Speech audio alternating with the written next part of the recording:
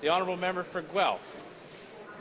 Thank you, Mr. Speaker. It's a great privilege to speak today in favour of this important motion brought forward by the Honourable Member for Timmins James Bay to establish a very necessary pan-Canadian palliative and end-of-life care strategy.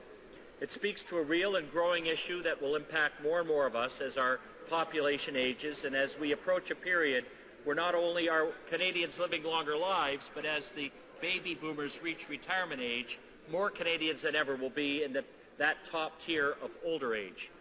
No one wants to think about end-of-life considerations. We all want happy, long, and healthy lives for ourselves and for our loved ones.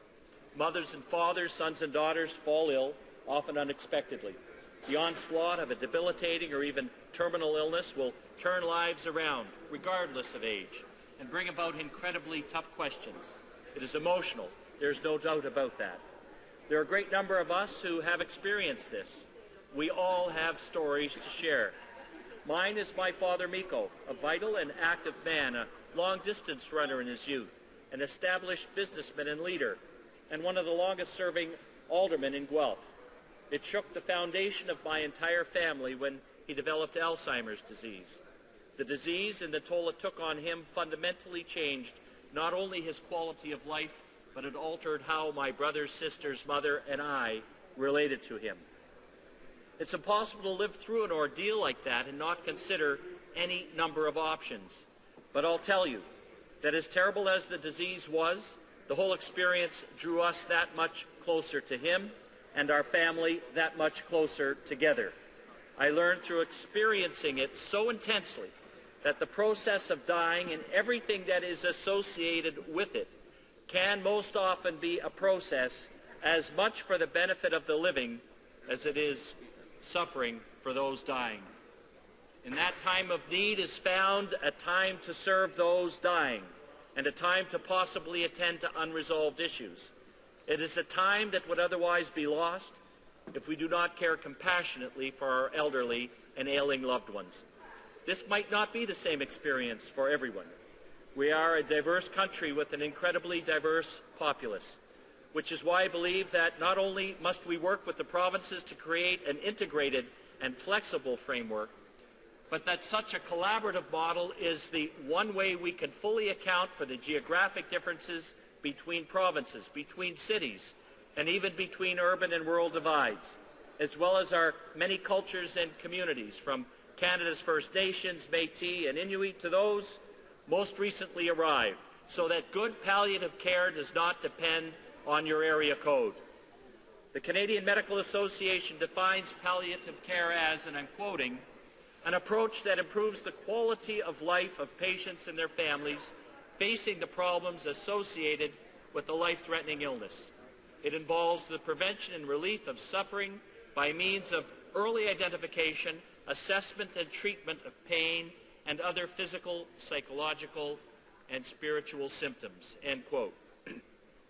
I believe now, as I believed when I first began working with the member for Kitchener-Conestoga and the member for Windsor-Tecumseh as co-chairs of the Parliamentary Committee on Palliative and Compassionate Care, that if people are given a reason to live, feel their lives are relevant and significant, and truly do not feel that they are a burden on society, or especially on their families, and are unable to live pain-free, they just might be less inclined to turn to more desperate measures as a relief from the emotional, mental, or physical pain from which they suffer. I call to mind a beautiful and comprehensive quote from esteemed Canadian Jean Vanier, founder of L'Arche, which accomplishes better than I might the importance of giving people who may be suffering from a serious or terminal illness a reason to carry on. He says, and I'm quoting, "Each of us is fragile, with deep needs for both love and a sense of belonging. We begin and end our lives vulnerable and dependent, requiring others to care for us. In our states of dependence, our need cries out for attention and care.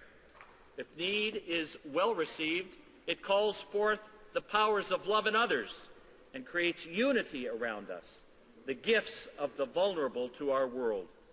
If our cry and our need are unmet, we remain alone and in anguish.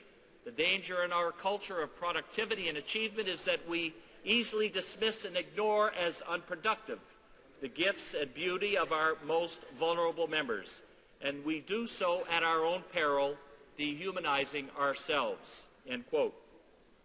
To accomplish this, to elevate those suffering from their solitude and anguish, we must create a framework whereby this can be addressed while also incorporating the possible cultural and regional differences that might be present. Over the course of our study and in the creation of our nonpartisan report, we traveled across Canada, and hundreds of informed Canadians traveled to Ottawa, where we heard from witnesses from coast to coast to coast who shared their stories and experiences with palliative care, elder abuse, and mental health to assist in drafting our report, appropriately titled Not to be Forgotten.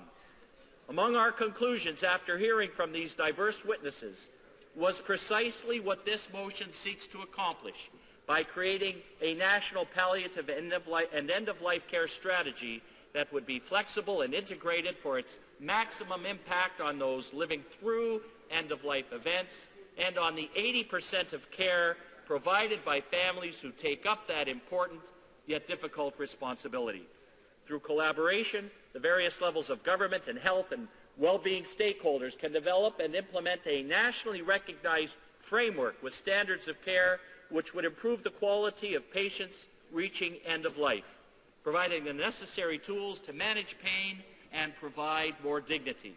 These tools may come in the form of meaningful tax relief or employment insurance payments for those who leave work to care for their infirm loved ones, or it may come in the form of better home care provided by personal support workers whose jobs are quickly becoming the jobs of the future.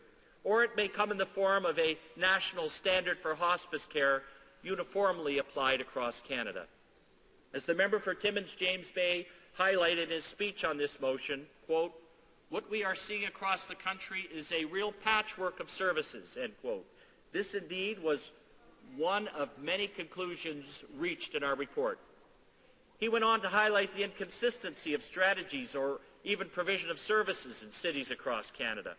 This exemplifies why the strategy must be a national one and why we must start the ball rolling here, why we can start here to coordinate with the other levels of government, to facilitate collaboration of research and information and dismantle the series of silos that normally operate in isolation across the country. For instance, one such strategy is pain management. There has yet to be a comprehensive pain management treatment strategy upon which people can rely, currently being a hit or miss experience with family doctors who are yet to be completely trained in the area of pain management. We have a responsibility as a national leader and the chief communicator in raising awareness of the issues surrounding end-of-life and palliative care, particularly given the complexities brought forward by the mix of health, emotional, financial, and social pressures.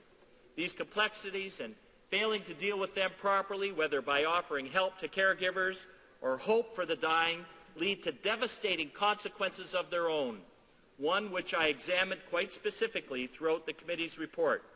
It became obvious that these pressures in today's society intersect and can lead to family breakdown and even elderly abuse. Beyond this primary leadership role, it is the federal government that sets the standards for universal, high-quality care. The provinces are certainly responsible for delivery, but it's delivered best in conjunction with national benchmarks. This is an issue that does or will impact every Canadian at some point. The Government of Canada needs to step into the role. My colleague, the Honourable Member for Vancouver Centre, pointed out in her remarks on this topic that there are tens of thousands of seniors who die each year in Canada, and that not all of them are able to get the kind of care they need as they approach end-of-life issues. I applaud my colleague from Timmins James Bay for bringing this motion to the floor of the House and for helping to continue the great work done by parliamentarians from all parties on palliative care. This motion is not the end of the conversation. I think that this is just the beginning, and I hope that all of us here in the House can get behind that conversation and then bring them home to our ridings and genuinely create the framework necessary to put a national palliative care strategy together. Thank you, Mr. Speaker.